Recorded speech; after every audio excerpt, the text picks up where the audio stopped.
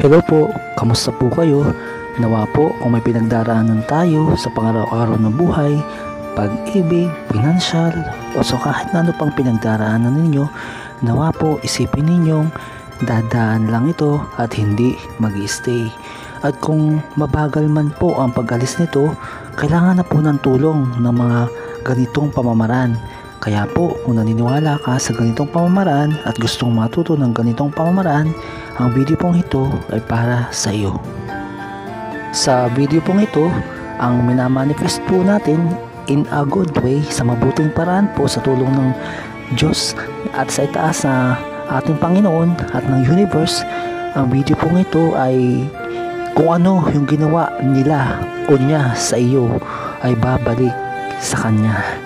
Sa madaling salita po, ito po ay gayumang orasyong pampa-karma in a good way po.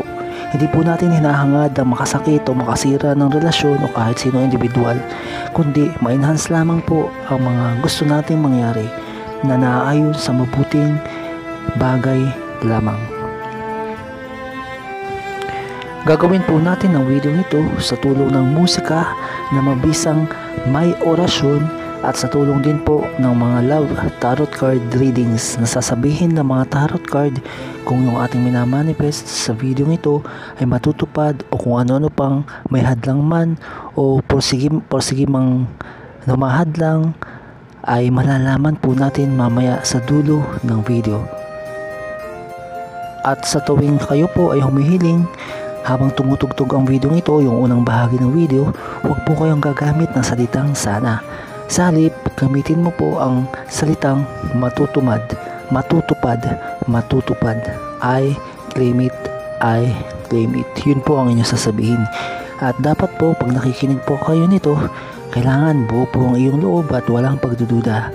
Kung may pagdududa ka po muna ngayon, ipagpaliban mo po muna at sa susunod na oras o araw na lamang ninyo gawin ang paghiling sa videong ito. Ang paraan po ng paghiling ay dapat habang tumutugtog, sabihin mo po ng taimtim, bukas sa iyong kalooban ng iyong kahilingan kahit ano pa po yan, hilingin mo lamang po habang tumutugtog ang videong ito.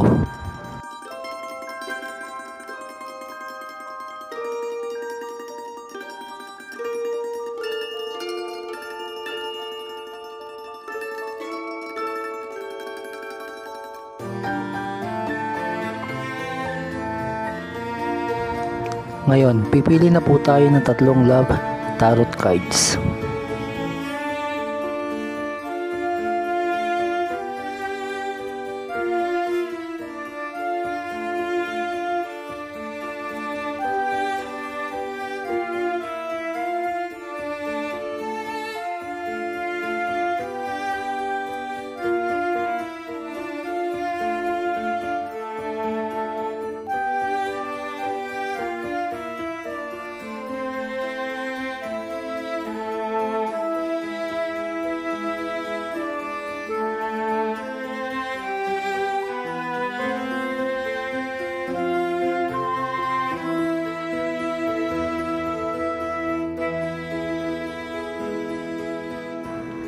Sa unang love tarot cards po, pinapakita nito ang sad faces o dalawang mukha na malungkot.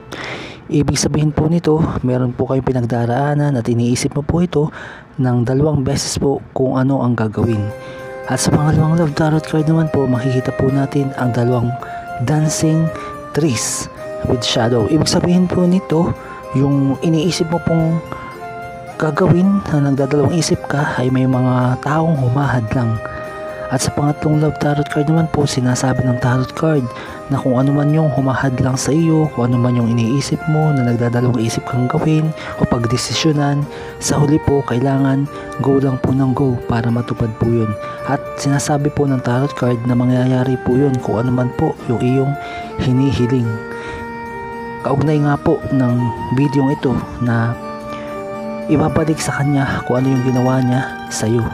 Yun po yung video ito. Kaya kung ano po yung hilingin po ninyo, sure po na matutupad po yun ng paunti-unti. Inulit ko po, paunti-unti. Hindi po siya isang bagsakan, isang biglaan.